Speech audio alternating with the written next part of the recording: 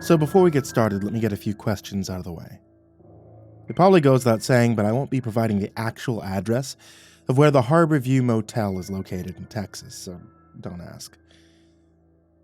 Like most urban legends of this nature, it's impossible to say for certain where it started or how it grew to be popular, so your guess is as good as mine on this. Although I will be providing you some step-by-step instructions on the ritual, please note that my experience is different than others, and therefore, if you do attempt it, there's no guarantee that you'll fare the same. The Harborview is one of those mom-and-pop owned motels that survived the test of time thanks to its reputation for always having at least one room available. Some say this is because the owners do a terrible job cleaning up after their guests and can never have all rooms ready in case of a surge of bookings. Others claim it's because their budget's tight, and the owners know that they don't get the usual clientele like other pit stops. That's likely due to the reputation of the Mirror, but let's not get ahead of ourselves. The first thing you should know about the Harborview is that people don't come for a good time or even a good night's rest. It's near to the highway and sits catty corner from a 24-hour truck stop. Most business is taken over by the name brand hotels a few miles down the road. Nope, people come here for a purpose. What that is, it will vary from person to person, of course, but for me it's related to my wife, Virginia. 6 years she's been gone, due to an overdose from drugs. 6 years have I had trouble closing my eyes to go to sleep, without conjuring up that last vacant stare she gave me when I found her. I've tried to figure out why she took her life, but why she left me and the kids. I've blamed her job, I blamed myself, I even blamed God, but it doesn't provide any real comfort. Her departure left a hole in my heart, a void that needed to be filled. I'm telling you this because of the first rule regarding the Harborview mirror. You need to have a reason for using it. Don't be some daft fool that comes here and wants to try something for shits and giggles. It won't end well for you, my friend. Of course, I can't say that with any degree of certainty, because I don't really know if anyone's experience is different than mine was. I was only giving you the same advice I was told to heed based on word of mouth spread across the internet. That's where I first heard about the mirror, see? Amid a menagerie of other articles about how to come to terms with grief by contacting the spirit of one that you've lost. There was a multitude of them out there, but the mirror is the one that stuck out for me. Perhaps it was because it sounded so plausible, so tangible. The way people described it and the way it affected them, surely that couldn't all be for the sake of make-believe. 6 months is how long it took me to get the courage to give it a try. I knew that if I was going to succeed, I'd need to follow the instructions given to the best of my ability. And, well, that's the tricky part, really. There are at least 18 separate steps connecting to the mirror from what I gathered, but some people put in a 19th or a different 13th step just to throw everyone off. Then another internet troll pops in and joins the bandwagon, distorting the original instructions more and more, to the point where it's somewhat difficult to say for certain which are correct and which were simply tacked on. I can only tell you what I did, so please, if your experience includes steps that are different than mine, share that. First, you need to be from out of town. That's easy for me since I lived up in Amarillo. Nowhere near to where the motel is located. Some say it has to be that you've never been there before, even anywhere near it.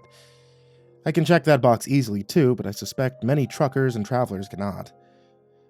Second, you should pack several things with you for the trip, the most important of which being a small pack of matches.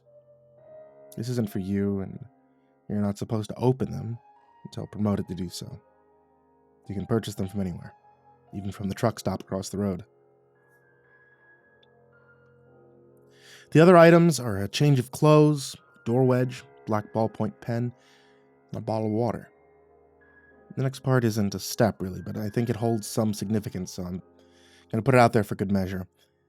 It was around 2 in the morning when I arrived. This was important timing for later on for step 5, so simply advise you to arrive about an hour or so ahead of time, just to give yourself time to finish your business, maybe grab a quick smoke or, something like that. Well, I walked into the truck stop to grab some Marlboros, beef jerky, since I had been on the road for a few hours. Like I said, I don't exactly live nearby. And I was trying to find a good soda pop when the bright orange neon sign from the Harborview came into view in the reflection of the Coke dispenser. As I noticed the sign come to life, a few of the other patrons in the store did too, so I figured I should chat up the locals and see what they had to say about the motel. Surprised they have money to keep that sign on, I remarked to the cashier as I passed her my cigarettes and snack. The young 20-something didn't make a reply at first as she rung me up, but for the life of me I swear there was something in her eyes that told me she had something to say. And isn't it run just by 2 people? Don't they ever sleep? I said, hoping to goad her into a conversation. They come on when they're supposed to come on, she replied curtly. What does that mean? Was my next inquiry. Owners know when they have someone coming by. Don't ask me how. They just do. Must be a traveler out tonight needing a place to rest their head, she said, as she passed me the change and then asked me, What brings you here, stranger? Now, according to some blogs, this question is important to the ritual. Honestly, I don't see how. The cashier likely changes nightly, and there's simply no way they could always ask the same question, but it did unnerve me that she asked, and I felt compelled to reply truthfully. My wife. I was hoping to see her tonight, I told the young girl as I stared at the lights to the Harborview Motel. It's like they were meant for me. Good luck, she told me. I went back to my car and checked the time. 2:24. Time to begin step 3. You must leave your car parked at the truck stop and go by foot. Parking at the motel is bad luck, and getting a cab to take you there is worse, or so people say. There's an overhead walkway that links the truck stop to the motel, and the next step says that you can use it to go to the Harborview or to return, but never both ways. It's up to you to decide. Even at this time of night, I don't want to risk walking the 6-lane traffic, so I made for the overhead. Once you're in front of the Harborview, it's time to wait. You should be there no later than 2:45 and no earlier than 2:40. See, I told you timing was important. And since every version of the ritual mentions this, I'm doing it too. I arrived mere seconds before 2:45 hit, and I sat down on the second row of parking tape. I looked towards the manager's office. The place seemed abandoned. No one ever comes here except people like me, searching for purpose in their life. This step's important, but then I guess all of them really are. And it goes to require you to remain undistracted by the noise. The sign will say closed when you arrive, and you're to keep your attention on the sign until an unseen hand turns it over to open. This isn't easy, mind you. There's a lot going on there. Cars zooming by, some even get into wrecks while you wait. Police sirens go off, helicopters fly overhead, the occasional prostitute trying to get your attention. Oh yeah, about that. This is a step I thought was fake, but since it happened to me, I'm including it. Some of the versions of the ritual say that there's a particular prostitute that can appear while you wait, and while descriptions vary from account to account, one thing that is consistent is that she's supposed to be asking for a smoke. It happened to me about 3:09 as the minutes crawled by. I didn't hear her approach, and when she stood beside me, I didn't smell any perfume. I was focused on the door, but in my peripheral vision, I gathered she was wearing stiletto heels, fishnet stockings with a short turquoise skirt, skimpy top to match. Now, the rules say that she'll be insistent on getting a smoke, and you must refuse her. You must also keep your eye on the manager's window, so I did both, despite the fact that she was right in my ear, whining to grab a hold of my cigarettes. After writing this, it occurred to me that this is likely due to me buying them in the first place, and hence her presence. So if you want to avoid this distraction, just stay clean. I felt her tugging at my arm. She was very stubborn. Wouldn't take no or me ignoring her lightly. Finally, I came up with an alternative solution and offered her my food instead. Mighty nice of you, she said, snatching the jerky from my hand. At that exact moment, the sign in front of me moved, and I felt my heart race. I wonder still if it was kindness that allowed me to move on to the next step. All I know for sure is that I left her there and moved with haste towards the door. The instructions say that you can't take longer than a minute to get inside. If you do, you might wind up meeting someone besides the owner.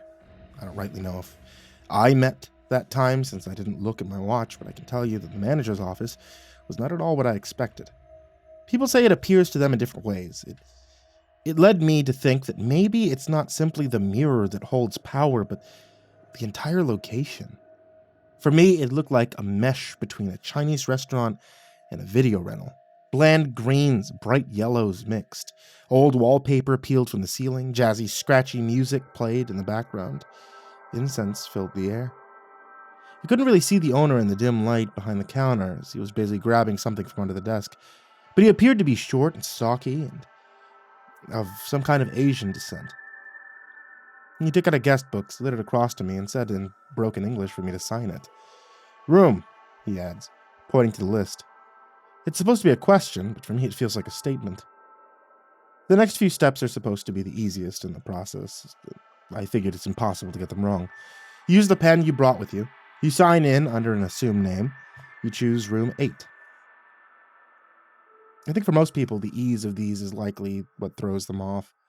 Something up to this part feels like you should easily get it wrong and ruin the whole ritual, but how could you possibly fuck these 3 up? I didn't understand it until I was signing in, and you probably won't either. It was this overwhelming sense of disturbance in the air around me, a compulsion to write something, anything, besides what the rules tell me to put down. I had to practically force myself to forge a signature. When I was done, the Asian man smiled in a queer sort of way and put the book away. For the life of me, I wish I had seen how much of the other people had come here before, but in the heat of the moment, I must have panicked. Had my name been the only one? The owner told me to wait while he got the room key. I couldn't help but notice the scratchy music had stopped.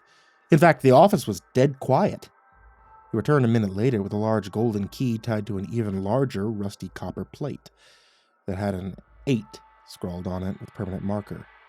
It actually looked a little like an infinity symbol, although I don't know why that correlation came to mind. The next step's supposedly optional. Like I said, some instructions don't include it, but others say that you can tip him. Now, the rules do say that you aren't supposed to bring any more than $44 to pay for the room, and that you must insist on paying that amount, but the rest is up to you. I brought along about $100 for gas, food, and possibly HBO if it turned out the whole ritual was a dud, and this was all just like some stunt to boost their business. So, I gave him a $10 tip. Per the script, the owner refused, and I insisted. I grabbed the key and made towards room 8. It should be after 3:30 by the time you get there. Some people call this the witching hour, and as I walked towards the room, it certainly felt like it. Where once there was noise and distraction from the highway, now everything seemed quiet.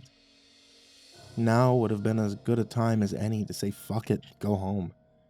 My purpose for coming told me that I couldn't, though, so I used the key on the door, heard the lock grind as it unlatched from the hinges. Room 8 looks like someone threw up in it, everywhere. You don't come for the scenery. It has gray carpets with dark stains on it that people claim were blood, and 2 twin-sized beds, both of which were made with a peppermint on the pillow. The instructions say you are to choose the bed on the left, so that's what I did. I sat down looking at the bed opposite me, my heart pounding as I realized I was actually going to go through with this. The door was still open. The rules don't specify whether you need to close it, just that you use the door wedge.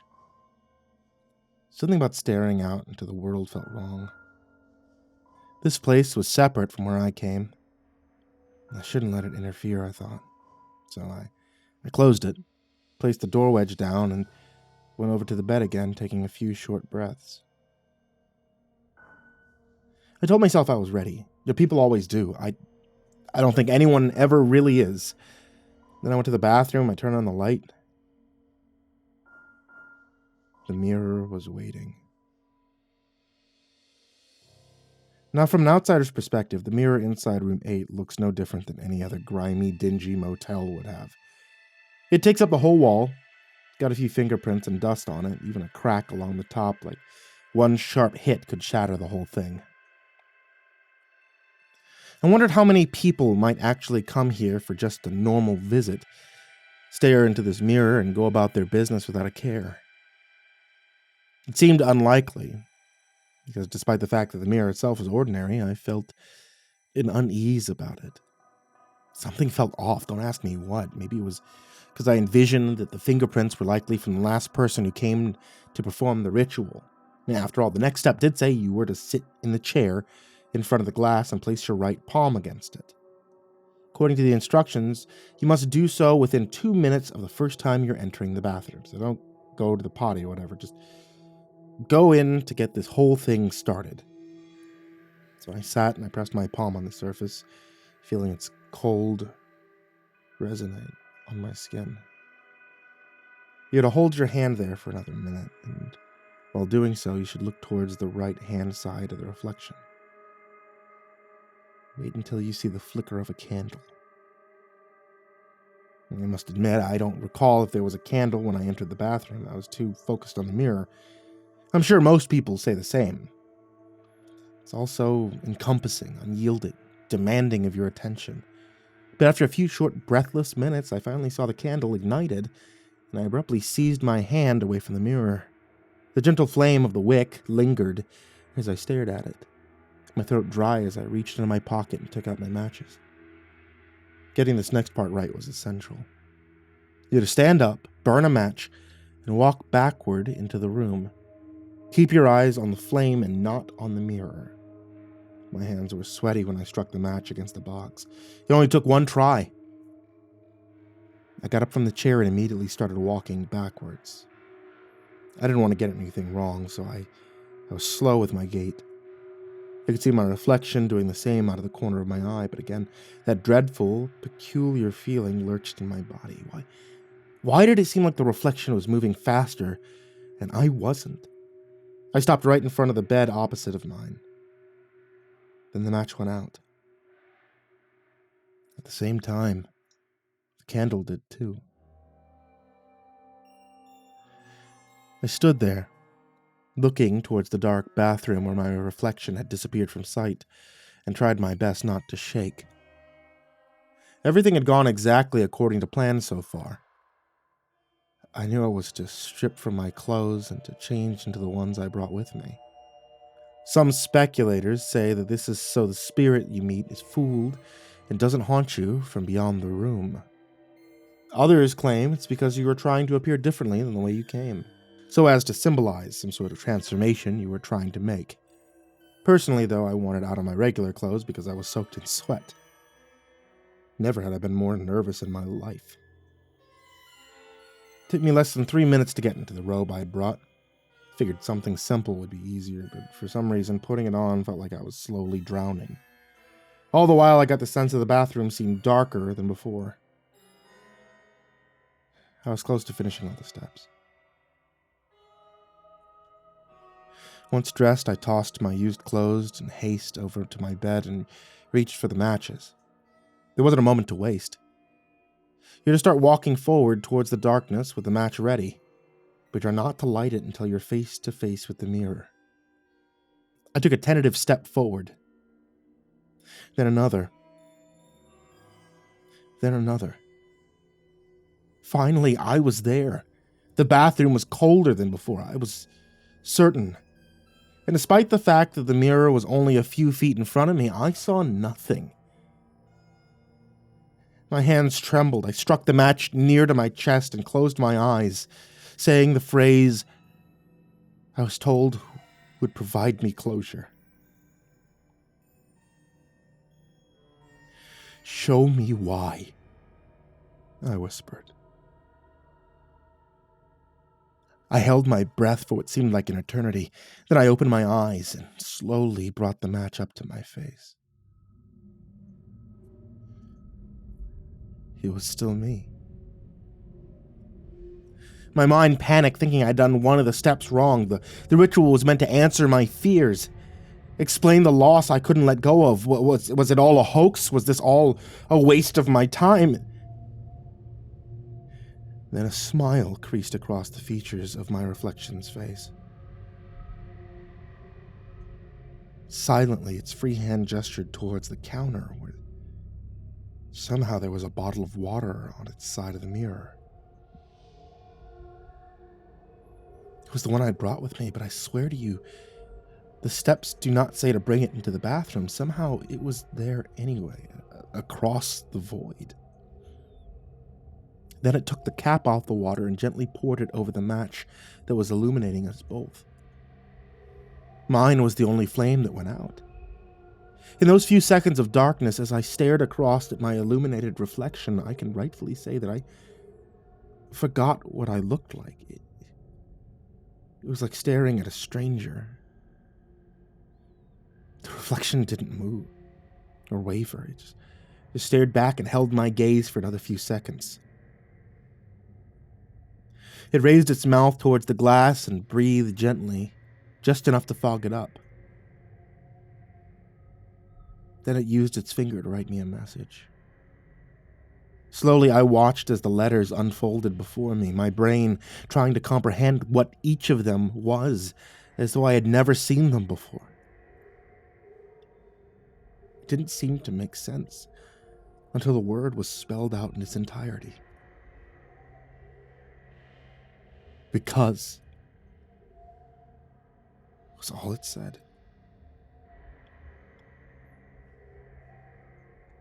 Then the darkness returned.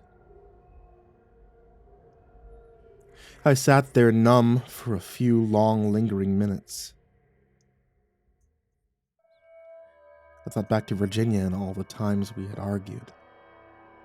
The last things I had said to her was cutting and harsh. That was why I'd blamed myself. So what did this message mean? This simple puzzle kept me awake the rest of the night as I laid in bed. The rules say you don't have to stay until morning, but I have no idea where else to go. I think I know what the mirror was telling me, and I think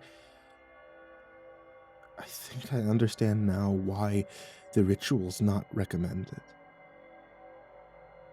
Why my answer may not be so unique after all. The morning light's creeping into my door, but it isn't welcoming. The roar of traffic's all that buzzes into my mind. I can leave whenever I want to. The ritual's over.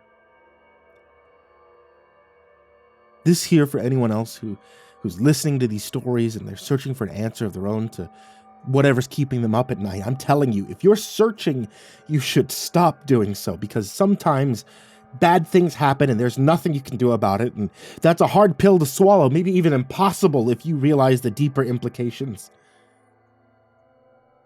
Maybe I'm wrong. Maybe your experience will be different when you come to the Harborview Motel.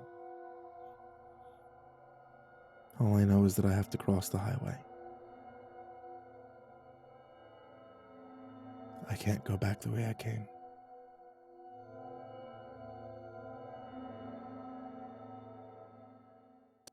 Hey there kids, it's me, MrCreepyPasta, and I want to tell you thank you so much for watching tonight's video. I want to give a huge thank you to everybody who supports me on Patreon. This past year has been rough.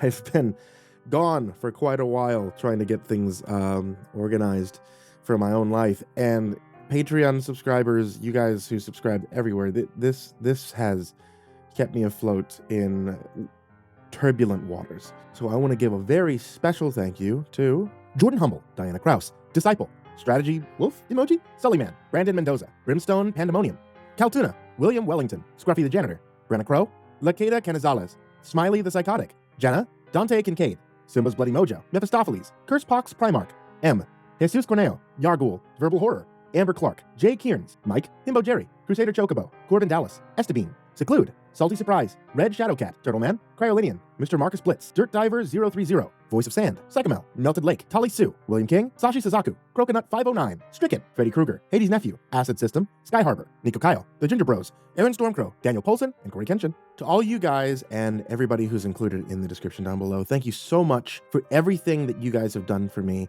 and thank you so much for being here when times get difficult. and I can't always be around to make content. I really appreciate your support, and I cannot thank you enough. And that goes to everybody who watches these videos, that goes to everybody who's subbed here, and anybody who has ever liked a creepypasta story ever. I wish you all the best. Sweet dreams.